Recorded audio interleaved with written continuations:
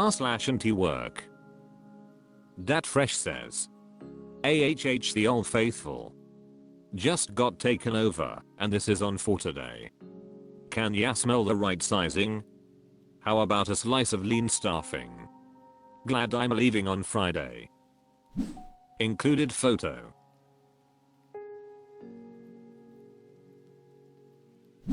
OP098514 says, I mean it's better than a company meeting without pizza. Dat Fresh says, I'd rather just pizza at home with my family. No meeting. OP098514 says, I mean obviously. But the meeting's gonna happen regardless. Severe Quantity 4039 says, this follows the you're not getting a raise this year company meeting. Pleasure Ebb for Business says, one slice each please. Ghoulhausen 19 says, sounds to me like the meeting actually starts at 12:45. Ahmed says, you get pizza after your meetings? Pharaoh Mrs. says, this is so incredibly offensive, we work so damn hard, but, yes, I'm tearing up 3 slices. Fluch24 says, you got all that from that?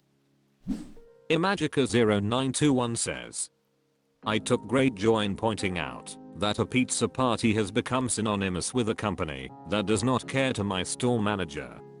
She did not believe me. I introduced her to countless Reddit posts.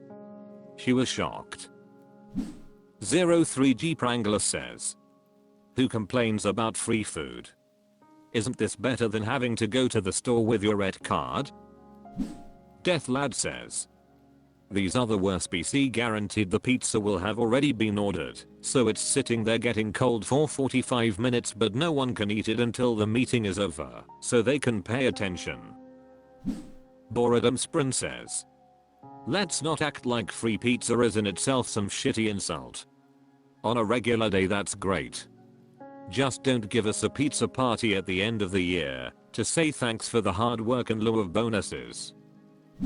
Where Difficult 9776 says, feeding you at a meeting is good. Feeding you instead of a raise is not cool. r/antiwork.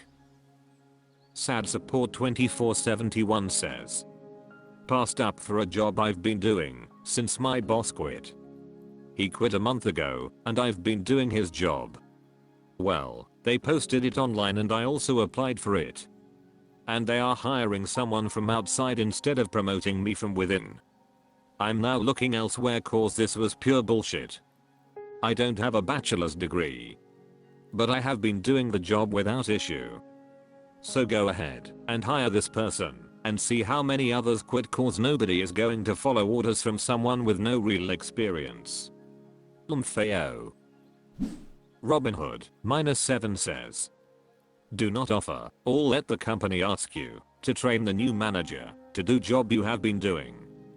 After all, you are not qualified to do the job, therefore you are not qualified to train someone else to do it. Sad Support 2471 says, I'm not telling the new person anything. I'll clock in and do my original job until I find a new employer. This place has lost 10 people in the last 6 months, and those positions have not been filled. It's destroying itself due to pay. Horsidusi says, they've just told you to find work elsewhere. Listen to them. Sarcasmus Game says, as others have said, if you get approached to train this person say sorry, you don't think I'm qualified for the position, so I'm not qualified for the training either. Ours can handle that, then go about your job. Companies are being really shitty about this these days. Show up on time, leave on time, ignore your boss's work, and make sure yours is impeccable. Put all of the retoops, etc. on the boss's desk if these exist, and when the new manager asks you or anyone for help refer him to the manuals or ours. I did that once with a new manager who threw me under the bus with my CFO errors he was doing because I was helping him. I was the one who got pulled in and chewed out.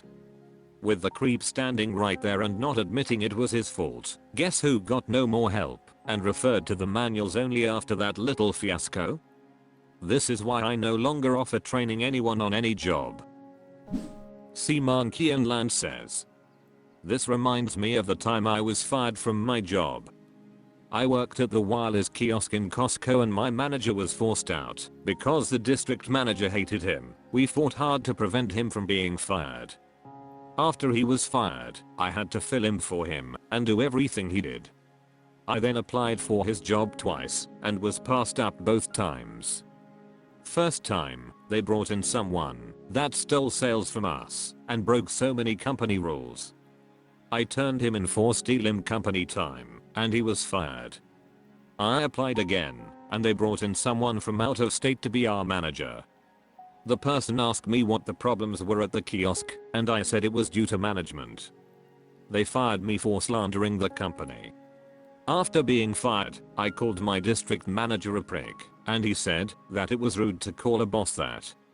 I told him, good thing you just fired me, you frick, I'm dumbass. Then I filed unemployment and they had to pay because the state said my termination wasn't valid. And now 10 years later, they are out of business. r/antiwork. Pel Johansson says, I don't hate working. I hate having to be in a specific country in a specific building to do it. I want travel. I want adventure. I want to live in a new city every month. I don't mind working to pay for it, but apart from telemarketing scams I have never seen a job offer that lets me work from where I want. I know so many software engineers and the like who not only make way more than I do, but also are able to work wherever they want and just don't. They just stay here and don't exploit the amazing opportunity for adventure they have been given. It makes me sick that I'm stuck here for most of the year, and compared to Americans I'm even lucky, since Swedes have way more paid holiday. If I could find an on-sale job that let me work from anywhere and wasn't a scam I would leave for Asia or South America tomorrow. Jaybird149 says, usually you can't travel while working for tax reasons. Although I will say, if your job can be done 100% remote it's bullshit they are acquiring people in. OSR0 says, I'm a software developer who theoretically could work anywhere but have chosen to stay in my home. I know exactly what you're getting at, because I love travel and I want to be on the road seeing new and exciting places constantly, and when I first started to travel for work I thought I was going on some exciting adventure, but you're missing a few details. Aggregate, I've spent around 3 years on the road for work, some good places, some bad places, and it sucks for the following reasons. 1. Living out of different hotels all the time is awful. I don't care if it's a highly rated 4-star hotel, it sucks. 2. Not having local friends is awful. 3. You're still working, so it doesn't matter if you're in Dubai, Paris, Tokyo, or New York, because most of your time you'll be working. Being on the road while working isn't a vacation, because you still spend most of your time working. Sure, you can go out at night and on the weekends in a different place, but you're doing so by yourself. C.2. Wanna go for a weekend trip somewhere? Now you're simultaneously paying for 2 residences in that country, or hauling all your shit around, and hoping you can get a room in your home base when you get back. 4. Are you going to maintain a residence in your home country? If so, you'll be paying for 2 places to live all the time. If not, you're at least mildly complicating things for yourself, and potentially greatly complicating things for yourself. 5. Travel isn't cheap. Every time you go somewhere new you're adding a lot of expenses that you wouldn't normally have. 6. Specifically with respect to you being in Denmark, you have a magnificent transportation system at your fingertips. Sure, there are better locations in Europe with respect to getting around, but Denmark beats the ever-living shit out of South America and a lot of Asia. Whatever complaints you have about your transportation in Denmark, multiply that by at least 50 when you're thinking about South America. 7. Finding a place to work can be a huge pain in the ass. Your hotel might not have good Wi-Fi, and if you need to do a 4 AM presentation with the people back home, you might be screwed if you need to make that meeting outside your room. Also, the desk in most hotel rooms is garbage, not a great place to spend 40 hours per week. Talk to some more people who travel for work and get their insight on it. There's a lot of Instagram bullshit falsely portraying the digital nomad life, making it seem like it's just an endless string of fancy drinks being served to you in a coconut on a beach while you precariously balance your laptop on your knee, but the reality is nothing like that. My personal goal is to reside in another country 2 months out of the year, one in summer, one in winter. I'd rent an apartment for the duration of the month and plan some side trips on the weekends. This approach gives you a reasonable amount of time in each place with the ability to have a solid home base to work out of. Good luck. Frog Flavor says, certain skills allow you to work anywhere. Bartender, for example.